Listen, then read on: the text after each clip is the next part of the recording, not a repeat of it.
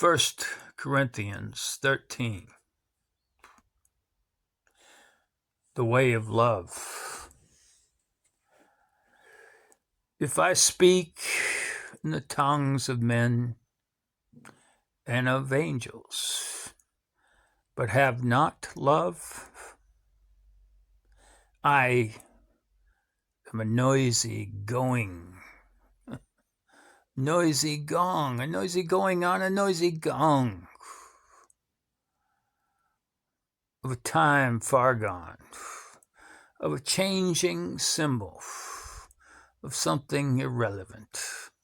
And if I have prophetic powers and understand all the mysteries and all the knowledge, and I have all the faith so as to remove mountains. Remove.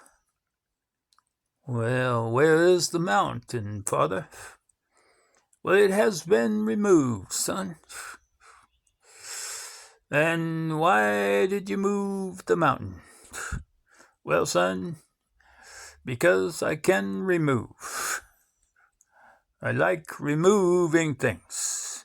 Father, could you put the mountain back?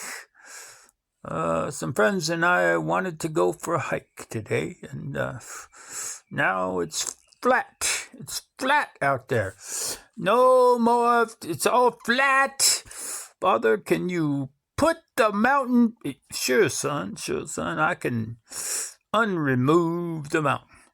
And that's what I will do. I will unremove the mountain. Whew. Oh boy.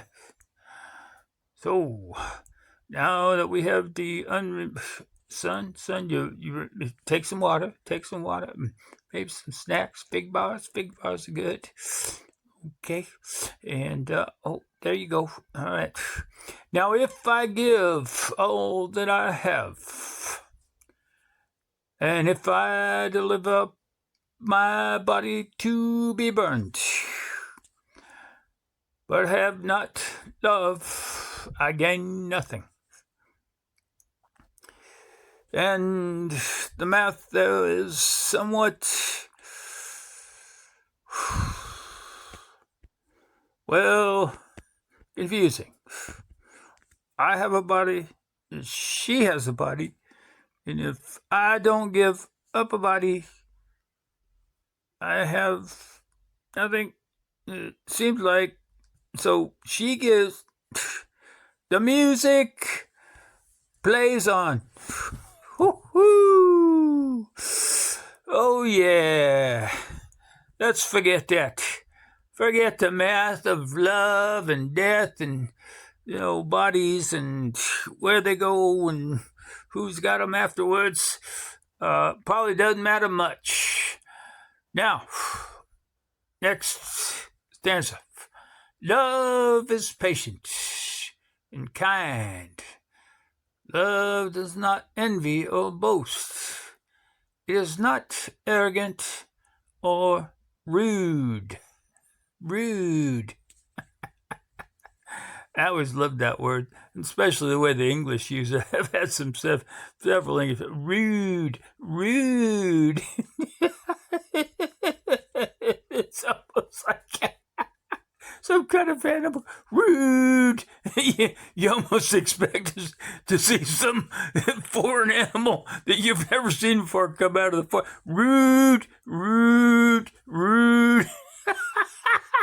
Okay. All right, never mind. Love does not insist on its own way. Rude. Oh, there's one right there.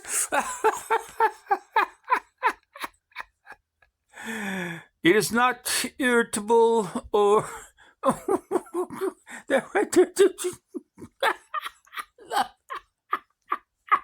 I guess love, cohabitation. Now we have to differentiate. We got to do the diff. Love, cohabitation. Whew. All right, we'll do that later. Cohabitation. Gonna do next one. Cohabitation.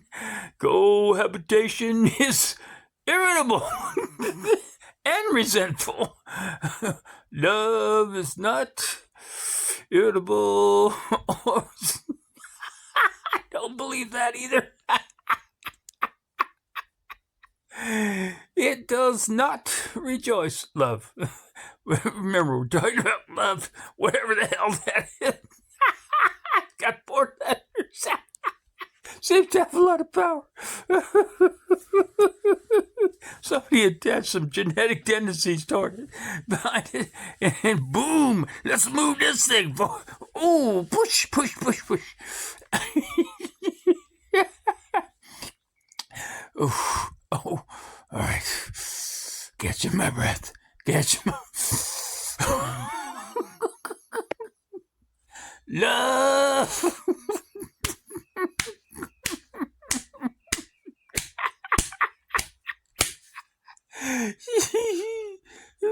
How much fun can you have reading 1 Corinthians 13? It does not rejoice at wrongdoing, but rejoices with the truth.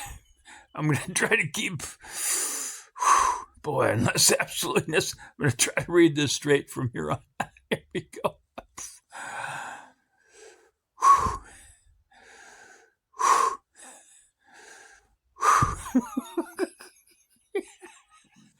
Love bears all things, believes all things, hopes all things, endures all things.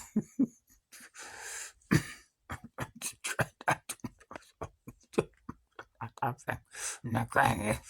Oh, it's horrible stories, but I'm not going to tell you. Love never ends. Next stanza. Love never ends. As for prophecies, they will pass away. As for tongues, they will cease. As for knowledge, it will pass away. For we know in part, and we prophesy in part. But when the perfect comes, the partial, or not perfect, I guess partial means, is that a synonym for not perfect? I didn't know that. So, when the perfect comes, the partial will pass. Just doesn't sound right. You know, when the perfect, I'm going to rewrite this, whoever wrote this stuff, Jesus, I'm sorry, you should have been thinking about English, because when the perfect comes, the less than perfect shall pass away. Now, doesn't that sound better, Jesus? Jesus, are you listening? When I was a child, I spoke like a child, I thought like a child, I reasoned like a child. When I became a man, sometime in July last year, I gave up my childish ways. For now we see in the manna, no, you can't see in the manna. Have you ever looked in a manna? Look, well, you can see in the manna and you see furniture, lots of furniture. But if you want to get a glimpse of yourself, you have to look in the mirror. So now we see in the mirror dimly. I don't know if there weren't enough candles. It's dark. All the shades are pulled. I don't know why it's dim in there. But this is what Jesus wrote. In the mirror dimly. Well, who knows who wrote, 1 Corinthians? I don't know. Nobody knows. Like to meet him, though. Probably be a pretty interesting dinner party. Whew. None of that gay sex stuff. No. None of that. That was popular back then. But then face to face. Now I know in part. Then I shall know fully. Even as I have been fully known. Well, hell, that didn't make a lot of sense. I should probably read that one. When I became a man, I gave up my Even, the editors didn't even get this shit right. I mean, Jesus and I are both better than whoever wrote, whoever edited this. When I became a man, I gave up my childish ways. For now we see in a mirror, dimly. Editor, English editor, get on it here. You're doing a bad job. But then face to face. Oh boy, that's a horrible sentence. Now I know in part. Then, no. It's not then. That I shall know fully, even as I have been fully known. So now faith, hope, and love abide. These three. But the greatest, as we all know, and as we have all lived, and as has been the sustenance that has brought us onto this planet and allowed us to survive, the greatest of the three is, and you know what I'm going to say, love.